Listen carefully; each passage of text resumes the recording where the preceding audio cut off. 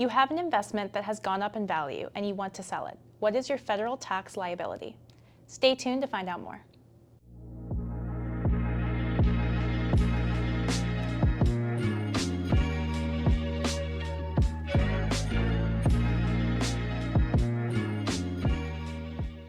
In a traditional investment account, also known as a brokerage, taxes are incurred the year you sell an investment that is appreciated in value. Examples of this would be interest, dividends, or selling an asset such as a stock, bond, or real estate. When you sell an asset for a higher price than you purchased it, the proceeds are called a capital gain. On the other hand, if you were to sell an asset that is depreciated in value or you lost money, that is known as a capital loss. The difference between your capital gains and your capital losses in any given year is your net profit or net capital gain. For example, let's say you sold a stock for a gain of $9,000 and you also sold a stock for a loss of $4,000. Your net capital gain for the year would be $5,000.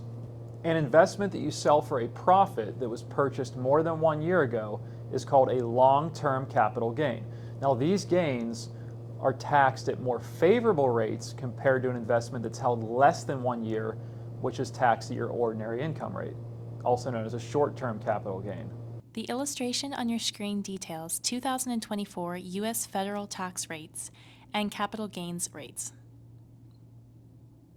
The left side of the screen displays federal tax rates.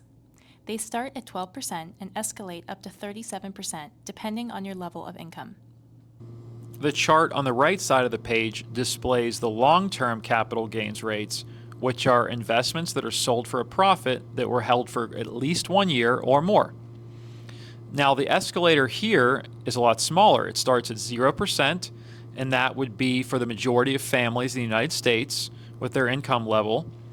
Then it increases to 15% and caps at 20%, with the caveat that it could be up to 23.8% depending on the family or the individual's level of income for the year. Now, long-term capital gains are taxed at a much more favorable rate compared to short-term capital gains. Especially for those at the higher end of the bracket, they can save a considerable amount of money selling investments for a profit that were held for at least 1 year rather than having a normal income expense. Thanks so much for watching. Don't forget to subscribe, give this video a thumbs up, and hit that little bell so you get notified every time we post new content. See you in our next video.